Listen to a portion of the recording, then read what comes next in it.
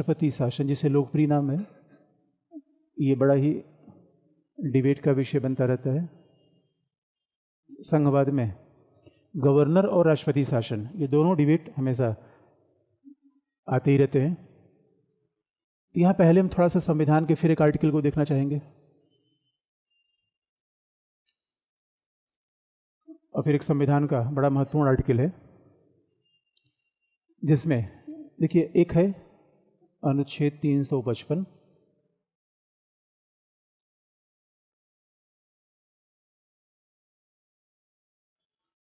अनुच्छेद 355 में ये लिखा गया है कि संघ सरकार का दायित्व है।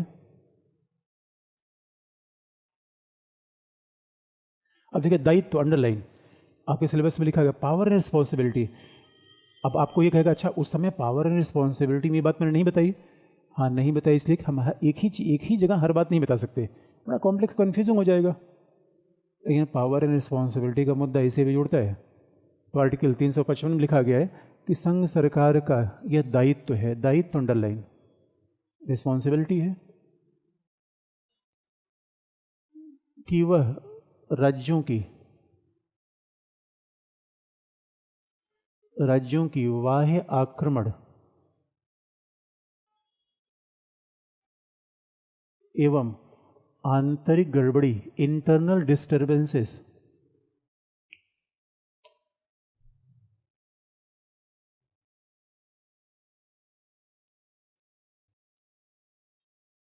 आंतरिक गड़बड़ी से रक्षा करे।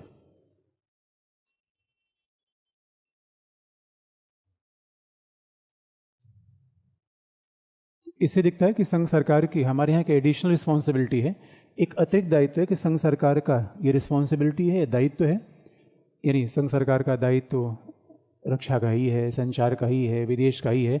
उसके अलावा राज्यों की आंतरिक गड़बड़ी, इसलिए आपने देखा होगा। अब इसको अगर हम व्यवहारिक रूप में एक्सप्लेन करें, जैसे छत्तीसगढ़ में कोबरा को तैनात किया गया है। कोबरा सीआरपीएफ की बटालियन है और सीआरपीएफ संघ सरकार की एजेंसी है। अब आप देखेंगे, लोक व्यवस्था तो राज्य सूची का विषय है, आफ्स्पा जहाँ लगा हुआ है इंटरनल डिस्टर्बेंसेज ही तो है। तो हमारे यहाँ पे अनुच्छेद 355 में इंटरनल डिस्टर्बेंस परिभाषित तो नहीं है, लेकिन 2-3 एग्जाम्पल हमने आपको बता दिया जहाँ किस तरीके से संघ सरकार राज्यों की रक्षा करता है। बाह्य आक्रमण का मतलब है कि मान लीजिए कल के लिए सिक्किम को चाइना लेना चाहे तो फिर संघ सरकार की एडिशनल रिस्पॉन्सिबिलिटी है। तो संघ सरकार के दायित्व ज़्यादा है, संघ सरकार का दायित्व ज़्यादा है, कार्य भी ज़्यादा है। दूसरा 356 में लिखा गया है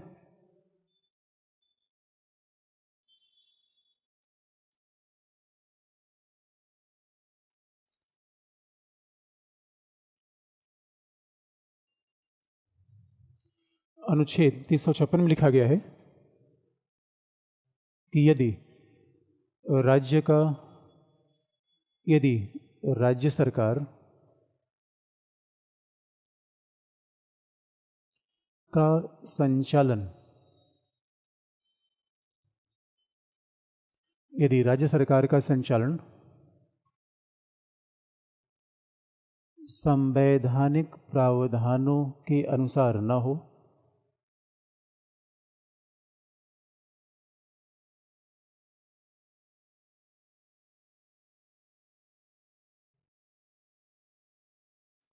यदि राज्य सरकार का संचालन संवैधानिक प्रावधानों के अनुसार न हो तो ये अनुच्छेद 356 में एक ही आर्टिकल है, उसको हम डिवाइड कर लेते हैं सुविधा के लिए, चीज़ ज़्यादा आसान हो जाए। यदि राज्य सरकार का संचालन संवैधानिक प्रावधानों के अनुसार न हो तो राष्ट्रपति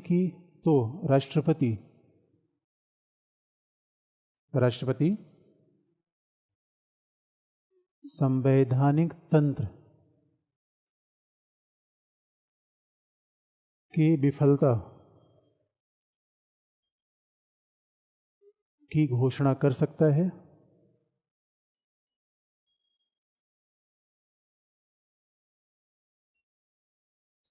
संवैधानिक तंत्र की विफलता की घोषणा कर सकता है, जो राष्ट्रपति स्वयं या राज्यपाल की रिपोर्ट के आधार पर करेगा।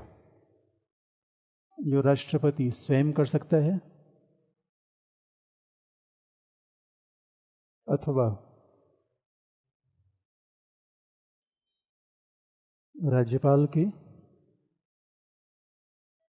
रिपोर्ट के आधार पर भी कर सकता है।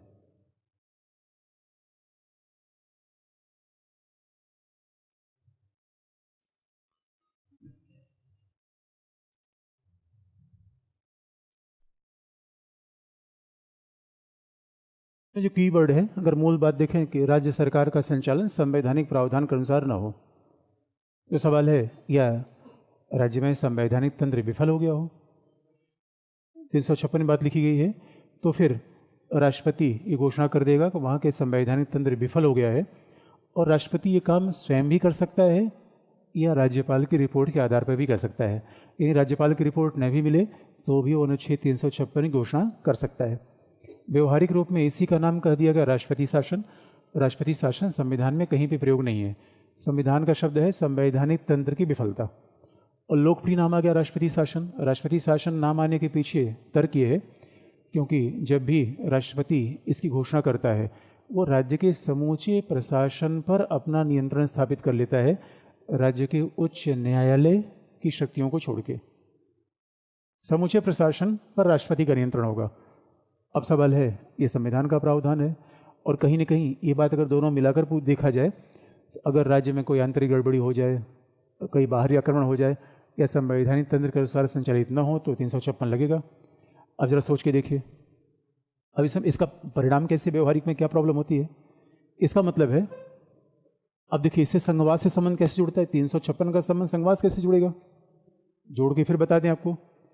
देखिए हमारे यहाँ राज्य स्वायत्त है या नहीं है, ये बात हमने बार बार शब्द का प्रयोग किया है, स्टेट और ऑटोनॉमस। उन्हें 7वीं अनुसूची से शक्तियाँ प्राप्त हैं। जब स्टेट ऑटोनॉमस है, स्वायत्त है, तो प्रशासन पर नियंत्रण राज्य का ही होना चाहिए। लेकिन 356 के बहाने राज्य के प्रशासन पर नियंत्रण किसका हो जाता है? राज्य के प्रशासन पर नियंत्रण किसका होता है? राष्ट्रपति का होता है। तो सवाल है, जब राज्य के प्रशासन पर राष्ट्रपति का नियंत्रण हो जाएगा, ये राज्य की स्वायत्तता के खिलाफ है या अनुकूल है? खिलाफ है। ये राज्य की स्वायत्तता के बड़े खिलाफ है। इसलिए अमेरिका जैसे देश में, कनाडा में ऐसे प्रावधान की कल्पना भी नहीं की जा सकती कि आप राज्य के प्रशासन को ही संघ सरकार हड़प लेगा। एक बड़ा इंटरेस्टिंग पार्ट है हमारे पूरे संविधान में। अब सवाल है कि मान लीजिए संघ सरकार अगर संविधान के अनुसार संचालित न हो तो क्या होगा, उसके बारे में कोई उत्तर नहीं है। राज्य सरकार संविधान के अनुसार संचालित न हो तब तो संघ सरकार उसको हाईजैक कर लेगा। लेकिन सवाल है कि इसलिए राष्ट्रपति शासन संघ में कभी नहीं लगता। प्रीलिम्स के लिए याद रखिएगा, संघ में कभी नहीं लगता, राज्य में ही लगता है। इसका मतलब है राज्य के प्रशासन पर राष्ट्रपति का नियंत्रण हो जाएगा। तो 356 जैसे लगा, पहले क्या होगा, विधानसभा को निलंबित कर दिया जाएगा। विधानसभा क्या होगी? निलंबित। निलंबित का मतलब सस्पेंड। निलंबित का मतलब है विधानसभा की बैठकें नहीं होगी, विधानसभा बनी रहेगी, बैठक नहीं होगी, उसका कोई कार्य नहीं होगा, उसकी कोई समिति की बैठक नहीं है। सस्पेंशन, और सस्पेंशन का मतलब कुछ इस तरीके का है जैसे विधानसभा कोमा में चली जाए, सस्पेंड हो जाएगी।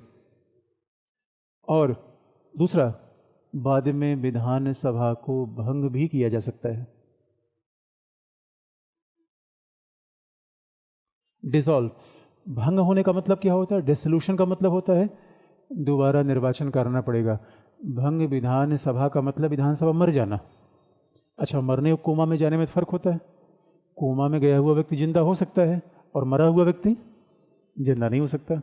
तो 356 जब लगता है, पहले विधानसभा भंग होती है, पहले विधानसभा निलंबित होती है, उसके बाद क्या होता है? भंग, डिसॉल्व। डिसॉल्व का मतलब है विधानसभा की उम्र खत्म हो गई, अब ये विधानसभा कभी बैठक नहीं कर सकती, दोबारा नवीन निर्वाचित विधानसभा का चुनाव होगा तभी वो बैठक करेगी। तो नाउ लेजिस्लेटिव असेंबली डिसॉल्व, भंग हो जाएगी। अब इसका मतलब है जब विधानसभा ही भंग हो गई तो शक्तियों का विभाजन भी भंग हो गया। अब विधानसभा नहीं रही, मुख्यमंत्री अपने आप नहीं रहेगा। विधानसभा है तो मुख्यमंत्री है, विधानसभा है तो मंत्रिपरिषद है। विधानसभा भंग इसका मतलब मुख्यमंत्री भंग, और मुख्यमंत्री भंग इसका मतलब है शक्तियों का विभाजन समाप्त।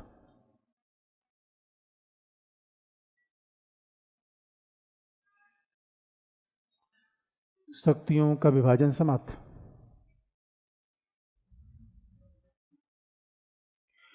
और आपको याद दिला दें बस 1 मिनट, शक्तियों का विभाजन समाप्त।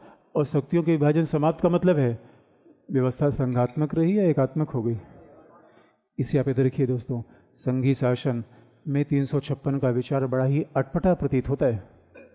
यानी कुल मिलाकर सीधे कहें तो अनुच्छेद 356 तो ऐसा लगता है संघ शासन के बिल्कुल खिलाफ जाता है। और ये भी कई बार अनुच्छेद 356 संघ शासन के प्रतिकूल तो जाता भी है। अब जरा हम डेमोक्रेटिक आर्गूमेंट आपको बता दें, लोकतंत्र का तर्क बता दें। भाई विधानसभा और मुख्यमंत्री, विधानसभा निर्वाचित है, निर्वाचित सरकार को आप भंग कर देंगे, निर्वाचित सरकार को आप मार देंगे, तो सवाल है निर्वाचित सरकार को मारने का अधिकार किसने दिया? ये तो डेमोक्रेसी के खिलाफ है। 5 साल कार्यकाल था और 5 साल के बाद जनता बताती है भाई अब ठीक है, ठीक नहीं है। जनता के हाथ में तो अधिकार होता है, ऐसा नहीं कि हमेशा के लिए निर्वाचित हो गई। इसलिए 356 का विचार